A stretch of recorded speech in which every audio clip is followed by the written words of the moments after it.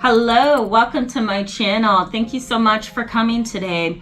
If you are new to the channel, I welcome you as well. Today we're going to be talking about self-sabotaging and what actually happens to you when you are in a family that's dysfunctional and unhealthy and you find yourself really struggling with the reality of who your family is. You may find yourself struggling with your own self-esteem. You may find yourself getting into relationships with people that are unhealthy.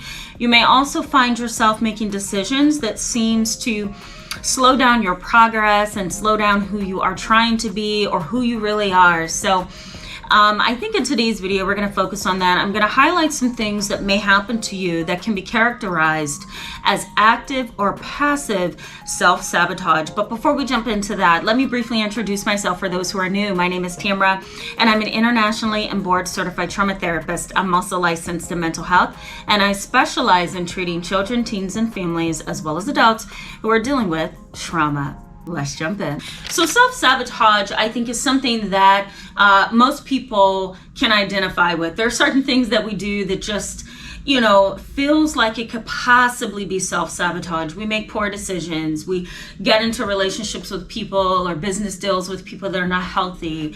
We may spend a lot of money and not really look at our savings. We may buy that brand new car, buy that home, and yet do not have the money to back that up, right?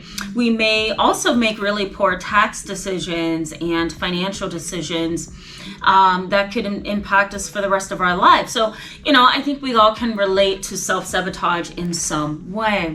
But for the purposes of this video, I'm going to zone in on a different angle of self-sabotage. I'm going to be focusing on, how you can self-sabotage after being under a dysfunctional and unhealthy system for a lot of years. As an adult child of an unhealthy or unstable parent, or as a family member who has an unstable family, I'm sure you can look at yourself over the years or in certain situations and see that you either weren't thinking clearly, or you weren't really considering the consequences of something, or you were doing something to kind of self-medicate and help you from one point to the next, and that could be categorized as self-sabotage. Now, in terms of self-sabotage, there are two. One is active and two is passive. Now, active self-sabotage could look like this. Let's say you do not want to continue in college or graduate school. You want to continue to be free, be young, be engaged in romantic relationships and friendships. Maybe you want to travel the world, right? You have a scholarship to a wonderful university, and instead of taking that scholarship, you decide to skip college, go somewhere in the world, Europe, for a whole year, date, drink underage,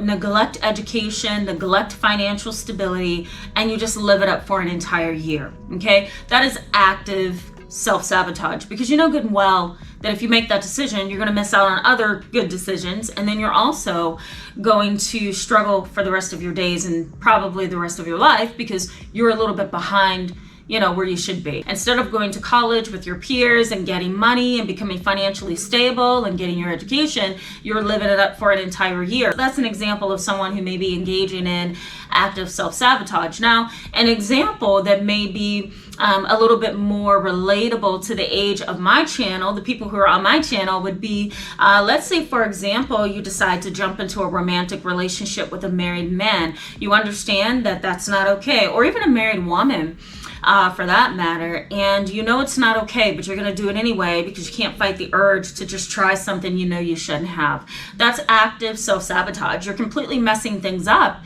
for you and the other person, or for your life, because of some deep-seated issues that you haven't dealt with. Now, passive self-sabotage would be something like this. Let's say you decide, I'm going to go back to school, I'm going to get my master's degree in architect and design, and I'm going to open up my own business. Okay, you're fearful of becoming successful because family members have often told you over the years that you're not good enough, you're not smart enough, you're not able to carry things like you think you are. You've been emotionally and psychologically abused by your family, your self-esteem is low, and you don't believe in yourself. So let's say you finally get your master's degree. Instead of opening that business like you have been planning to do, and instead of opening the business that you went back to school to get the degree to open the business for, I think I said that right, what you're probably going to end up doing passively to self-sabotage is say, I think I'm going to go back to school and get another degree in another field. And it's kind of a way of saying, I'm not ready to open up my business yet. I'm going to make sure that I'm sturdy. So I'm going to go back to school and get another degree. It's self-sabotage because you have everything you need to do it. You're just afraid to do it. And I encourage you to ask yourself, do some introspection. Is this kind of where I've been in my life? Is it active or is it passive? The other thing that I think might be helpful for you to know is something that's a little bit more physiological and biological, I should say, and it is known as the HPA axis, the hypothalamic pituitary adrenal system. Now, here's what I'm talking about, guys. Sometimes I throw some science in. If you've been with me for a few years, you probably are well familiar with that. Fight or flight response in our body is quite interesting, and I encourage you to check out this video right up here where I talk a little bit about the system.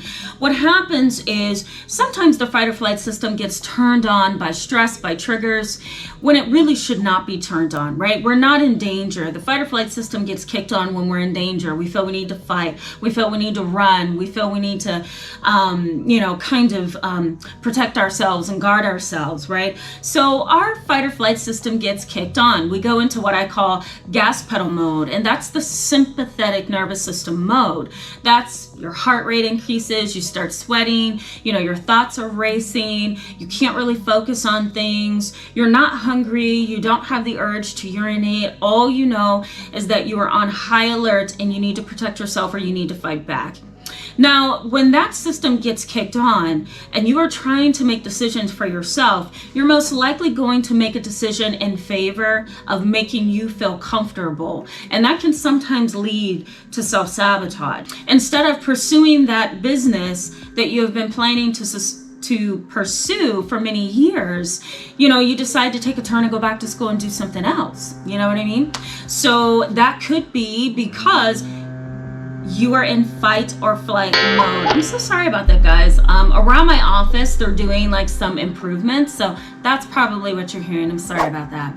But we're going to keep going. Usually when we have a fight or flight response, there is a cascade of things that gets kicked off. And a lot of times, or kickstarted, I could say, a lot of times that's the hypothalamic, pituitary, and adrenal glands. Okay, so the hypothalamus is a part of the brain that is triggered when our fight or flight system has been triggered. We also have the pituitary gland, which secretes cortisol, which is a stress hormone.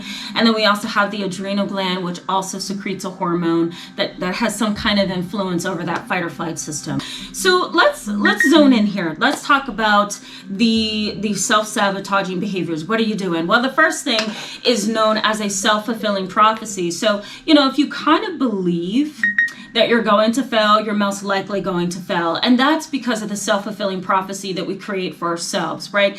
We kind of speak into existence failure. And then we move on that, believing that, there's no sense in me trying because I'm going to fail anyway.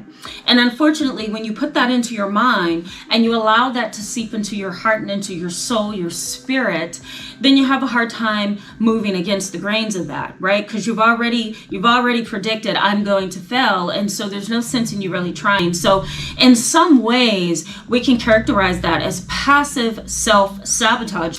The next thing is self-efficacy. Now, here's the definition right over here of self-efficacy. The whole idea of this is that, you feel that you don't have high level of skills, right? You feel like you need to develop your skills are low.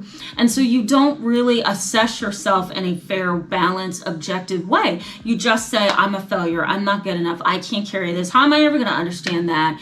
And so it's a low self-efficacy. You have no ability to see the talent or the possibilities within yourself. Okay, the next thing is learned helplessness, and I talk a lot about learned helplessness. You can check out my video right here on learned helplessness. The idea behind that as well is that you've kind of learned over time, because of multiple failures, because of multiple people saying things about you. Maybe your family hasn't supported you, maybe your relationship hasn't supported you. It's kind of caused you to feel that there's no reason to try, that there's no need to put in effort because I'm just going to fail anyway. Learned helplessness is kind of like a self-fulfilling prophecy. The difference here is that you've had so many bad experiences with learned helplessness that you don't feel the need to try again, right? Self-fulfilling prophecy is I have the idea that I'm going to fail, and so therefore I do. Learned helplessness is I've had so many bad experiences that I'm not going to give myself a chance to try again because I'm just going to get hit again with some bad luck. Okay? The next thing is defense mechanisms. I think, when you have a family that doesn't support you, they don't believe in you, they don't get you, they don't understand you, and quite frankly, they may be very narcissistic, sociopathic. You may find yourself defending yourself all the time, and so you get really tired of trying to defend your decisions, who you are, who you want to become, what you want to do with your world because of who they are, right? Maybe you want to walk away from them and never look back. Maybe you don't want to deal with them anymore because they discourage you. Well, what you're going to do is probably put up a defense mechanism, and that could be compensation. I'm going to compensate for what I don't really have. I am going to block things, and I'm going to displace my anger onto other people or other things in my life, right? Another defense mechanism may be denial. I'm going to deny that my family is a mess, and I'm going to try to live out my life the best way I know how because nothing's wrong. So you may try to dull those thoughts in your mind. So defense mechanisms is, for me, it's an active way to self-sabotage. You're saying, I don't want to look at it and I will not. The next is imposter syndrome. Now, there's a lot of people on this channel that have asked about imposter syndrome. Basically, the idea is this.